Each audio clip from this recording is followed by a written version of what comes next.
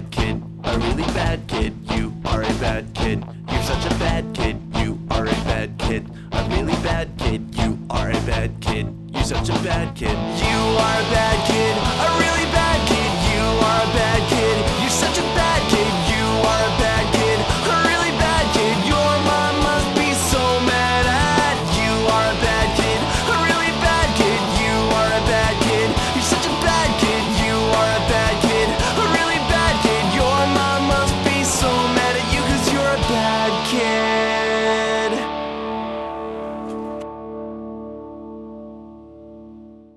So here we are at the Cinema Wasteland convention in beautiful Strongsville, Ohio, and look, it's Uncle Lloyd Hoffman.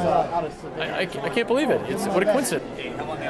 Hey! Hey, oh, I learned that from you. Oh yeah. I learned how to do that. You taught me how to guerrilla market, Uncle Lloyd. This is the patriotic. Yes, it absolutely is. Bad boys, bad kids. Yes.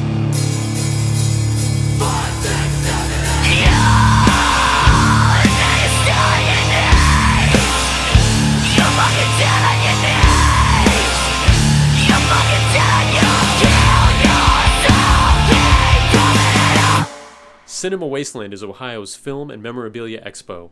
While I was here, I got to have breakfast with all my heroes from Exploitation cinema. There was Sid Haig from Spiderbaby and House of a Thousand Corpses, Jack Hill, the director of Foxy Brown and Spiderbaby, Don Edmonds, the director of the Ilsa films, and Ilsa herself, Dyanne Thorne, with her husband, Howard Maurer. This was my Exploitation breakfast. What's that new thing you got coming out? The Voice in the new Rob Zombie animated? A haunted world of the super beast. What it is basically is like if you went into a laundromat and just stayed there for the day and all the wacky people that came in. Yeah, as told by Rob Zombie. Diane, what was it like working with Jess Franco? His work is wonderful.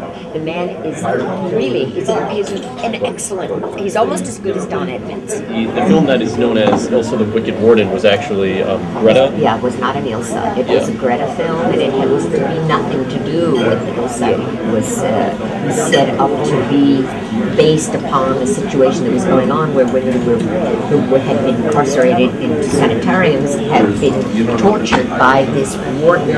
Just that particular film had a focus that was a shock to me until the film was over. Howard played my lover and the chief officer in that film. The only one that spoke English in the film, truly, was Diane and myself. Talk about a challenge. He directed in 7 languages without taking a beat. It blew me away. So, Jack, you worked with Boris Karloff as well as Lon Chaney Jr.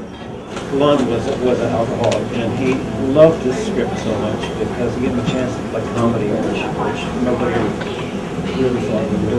He was really good at it. And he loved the rest of the cast, and I thought he was staying in the wagon for the whole 12 days of the shoot. Little did I realize, that's Sid. Well, reportedly, there was a little something in his oranges. If oranges were gone, any fruit would do. Any fruit would do, you know. Vodka and fruit. He was a great guy. Yeah. Never showed up not ready for work. No. I don't think he ever blew a line. He was total professional all the way down the line. He loved the guy. I didn't really know very much about acting or directing or anything else. I just kind of turned everybody loose. But I learned a lot from watching him, some of the things that he did. And he was brought up by his grandparents who were deaf. And he had to learn how to communicate, not through sign language, but just through body language and eye contact and, you know, making himself understood.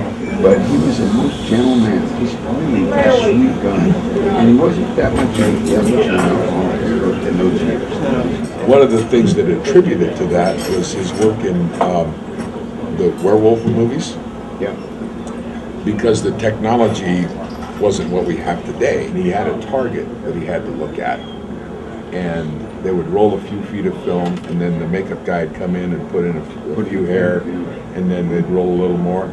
And just to get through it, he had a bottle of scotch with a little tube going into his mouth. And he just hit the scotch every time he started to go a little nuts from having to stare at this target, you know. Well, hey, you know, that'll turn anybody into an alcoholic. I did 4 films with Boris Karloff in 1968. You did, I remember. So-called Mexican Karloff films, which were totally ruined. Yeah. So people have been asking me for a long, long time about why can't I do remakes? And Why can't you? Well, I can. I've got a British company now that wants to do it all CGI, Yeah. which would be great. So I'm working on the first script. And One of those things would be Fear Chamber, or what is that the right? it's called House of Evil. House of Evil. That was my favorite of the scripts, and the one that they reinforced.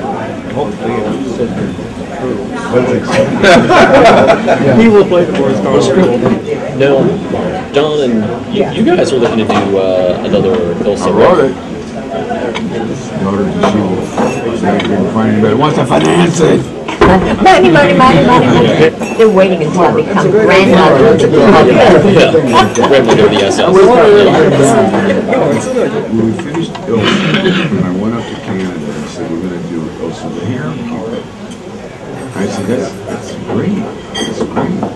And Dyanne came back and Ilsa the Harem, you got to. I said, maybe you guys are producers, maybe nobody knows this, but in the end of the original Ilsa, I killed the shit out of her. And he told me nobody knows. And nobody did. Nobody did. They never noticed. The end of Devil's Rejects. Totally brutal scene, getting shot up by 25 cops, and everybody comes up and says, "So, are you doing a third one?" I said, "Were you watching the end of this film?" And zombies home right in the third one. Yeah, we're dead. We're dead. That's it. Hey Sid, can you tell the story about how you got the promoter band, please? Yes, I will. We were doing a convention, and I walk in the door with my wife Susie, and Uncle Creepy, the editor of Dread Central, and Joe Netter are standing there. And he said, "We got this idea. We just have to make it happen." I said, "What's the idea?" We're gonna force Joe to get a picture and a face tattooed on his ass." He said, "We just have to raise the money." I said, "How much do you need?" He said, "I don't know, probably about $300. I said, "No problem." I slapped a $100 bill on them, okay, and both of their faces just dropped because now it became real, okay. So now they had to raise money. Well, they raised too much money. And they said, "What are we going to do?" I said, "Just keep raising money. It's all right. We'll give it away." So, okay, now we cut to the wedding. And I need somebody to bear witness. He drops his pants, and he stayed that way for the entire ceremony. Okay. This was in the lobby of the Marriott Resort Hotel. Okay. Be clear, Marriott Hotel, right?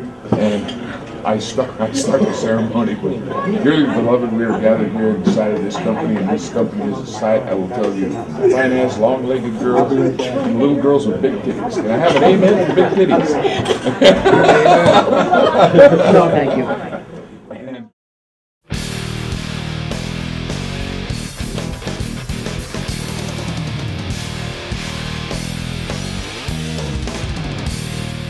Now that I've had a chance to look back on it, I just wanted to take a minute, not as Johnny Hotbody, but as John Torrani, to thank Sid Haig, Jack Hill, Don Edmonds, Dyanne Thorne, and Howard Maurer for sitting down with me and sharing some of their stories. It was a great pleasure, and as a film fan, it was a real honor. I also want to thank Ken from Cinema Wasteland for giving us the opportunity, and I can't wait to go to the next Cinema Wasteland in October. And next time, me and James Gunn are going to play with guns. We're going to shoot some shit. So you would need to consult a licensed physician. Yeah, right. Ask you why a woman kicked you in the balls? She's fucking insane. Crazy. I was fucking with her a little bit. Oh, okay. But not